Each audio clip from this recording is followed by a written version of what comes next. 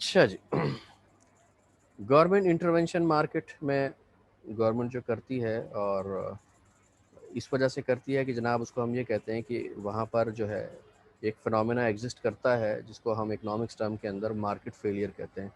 Market failure ये है कि जनाब के जो मार्केट फोर्सेस हैं वो जो है इक्विलिब्रियम में चीज़ों को लेके नहीं आ सकती हैं। इसकी वजह से वहाँ पर या ये है कि वो वेलफेयर जो है वो जो एक किसी भी गवर्नमेंट का एक बुनियादी या एक फंडामेंटल जो है क्या कहते हैं उसका एक ऑब्जेक्टिव होता है कि वो वेलफेयर जो है लोगों की मैक्सिमाइज़ करें।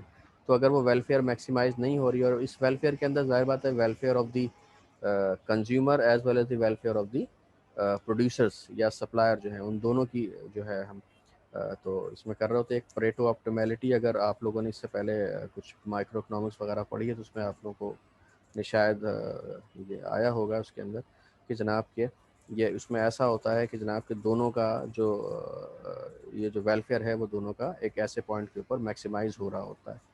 अच्छा, तो इसमें लेकिन हर चीज़ के ऊपर नहीं होता है, मार्केट वहाँ पर फेल हो जाती है। मार्केट जो है वो चीज़ें वेलफेयर को नहीं लेके आ सकती है। इस वजह से गवर्नमेंट जो है वो इंटरवीन कर रही होती है। अच्छा, उसकी वजह क्या है? सबसे पहले वॉलेटाइल प्राइसेस। इसके अंदर जो प्राइसेस होती हैं मेरा ख़्याल है आप देख लें, ये तो एक अब जनरल रूटीन है कि ये जो भी हैं जो फ्रूट्स होते हैं या वेजिटेबल्स वगैरह होते हैं, इनकी प्राइसेस बहुत ज़्यादा चेंज होती रहती हैं, और ये बढ़ती भी बहुत ज़्यादा हैं, और फिर इसी लिहाज से कम भी बहुत तेज़ी से जो है वो हो रही होती है। तो ज़ाहिर बात है प्राइस भी जितनी तेज़ी से बढ़ रही है और जितनी तेज़ी से कम हो रही है, जबकि डिमांड इसकी इनइलास्टिक होती है, तो इसका मतलब है कि अगर प्राइस वोलेटाइल है तो उसकी सप्लाई भी बहुत वोलेटाइल है, कि किसी वक्त जब प्राइस बहुत ज़्यादा बढ़ जाते हैं तो लोग फ़ौरी तौर पर जो है फिर क्या कहते हैं उसकी तरफ जो है अट्रैक्ट होते हैं और उसी को प्रोड्यूस कर रहे होते हैं, और फिर ज़ाहिर है कि उनको फार्म से मार्केट में उसको सप्लाई करना होता है। तो इस वजह से जो है वो एक जो मार्केट डिस्टॉर्ट होती है, और वो जो वेलफेयर का जो है वो ऑब्जेक्टिव वो अचीव नहीं हो पाता है।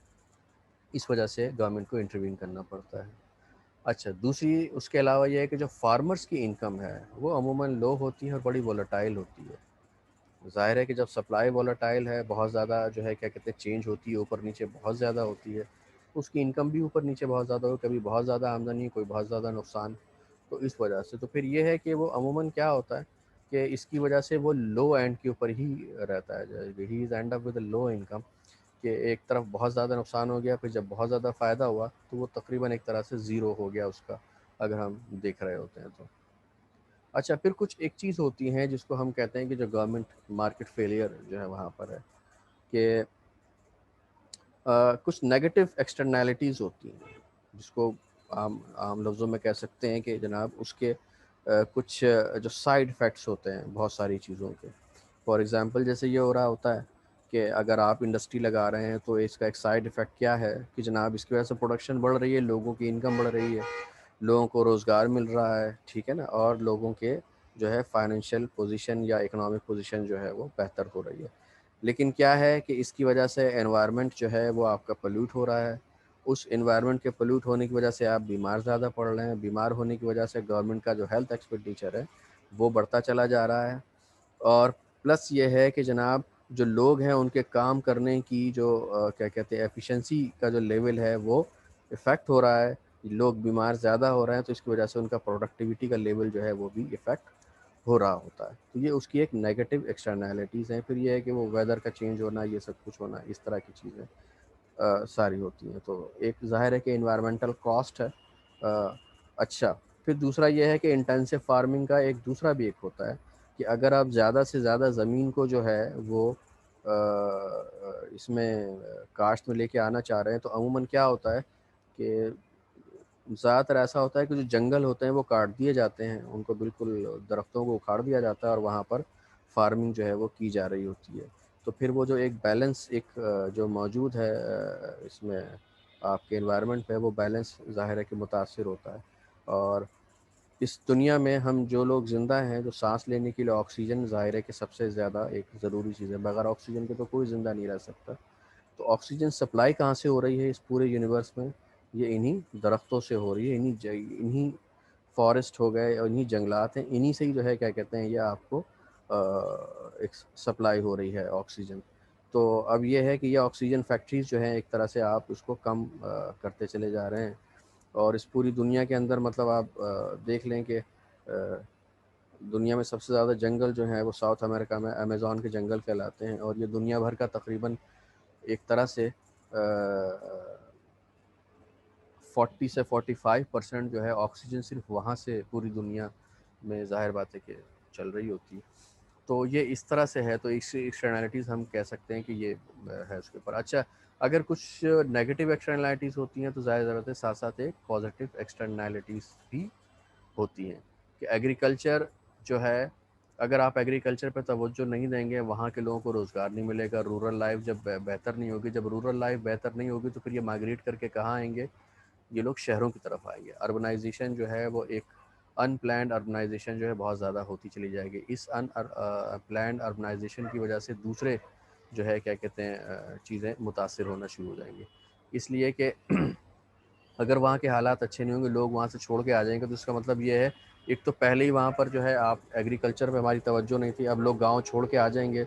जब गांव छोड़ के आ जाएंगे तो फिर वहाँ पर जो है कल्टीवेशन कौन करेगा, ज़ाहिर है कल्टीवेशन मुतासिर होगी, कम होगी। जब ये कम होगी तो फिर साथ साथ आपकी ये प्रोडक्शन ऑफ ये जो जो लाइवलीहुड्स हैं आपकी, ये ज़ाहिर बात है कि इफ़ेक्ट होंगी। एक तो ये एक नुकसान होगा, ठीक है।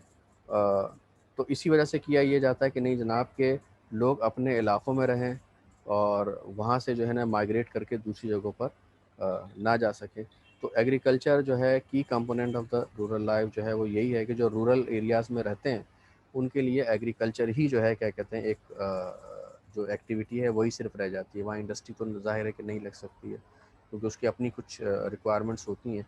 हम में से कोई भी नहीं चाहेगा कि नहीं जनाब क्या कहते हैं कि वो गाँव के अंदर जाके कोई फैक्ट्री लगा ले, इसलिए कि ना वो एक स्किल्ड मैन पावर मौजूद होगी। स्किल्ड मैन पावर अगर वो आना भी नहीं चाहेगा कि भाई यहाँ पर है क्या, सिर्फ काम ही नहीं करना है, और भी जो है कुछ सोशल नीड्स होती हैं लोगों की जो कि वहाँ पर पूरी नहीं हो सकती। वहाँ स्कूल नहीं होंगे, हॉस्पिटल नहीं होंगे, मार्केट नहीं होंगे, तो इस वजह से कोई नहीं आएगा। तो बहरहाल उसके एक पॉजिटिव एक्सटर्नैलिटीज़ भी होती हैं। अच्छा जी, दूसरा जो मार्केट फेलियर है वो क्या है कि एक monopoly power of the food purchaser है। गाँव के अंदर जो है आड़ती जो होता है वो बादशाह होता है एक तरह से, वडेरे के ऊपर भी एक वडेरा होता है। क्योंकि वो क्या करता है कि जितनी भी चीज़ें होती है बजाय इसके कि वो गवर्नमेंट को बेची जाए, वो क्या करता है वो खुद ख़रीदता है और लोगों को उसको पहले से पैसे भी जो है वो उधार दे के रखता है कि लोग जो है क्या कहते हैं ये इसी को काश्त करें। तो ज़ाहिर बात है कि वो भी बहुत ज़्यादा क्या कहते हैं एक तरह से उसकी मोनोपोली पावर होती है। जैसे एक मोनोपोली होती है, मोनोपोली में तो ये होता है कि सेलर एक होता है और परचेज़ करने वाले बहुत सारे होते हैं। मोनोपोली में क्या होता है कि परचेज़ करने वाला सिर्फ एक है लेकिन उसको सेल करने वाले बहुत लोग हैं। तो मोनोपोली पावर जो है वो मोनोपोली से भी ज़्यादा एक क्या कहते हैं ख़तरनाक चीज़ या ख़राब चीज़ इस वजह से है कि उसके अंदर मोनोपोली में एक्सप्लॉयटेशन ज़्यादा होती है एज़ कम्पेयर टू मोनोपोली के। तो ये एम्स ऑफ द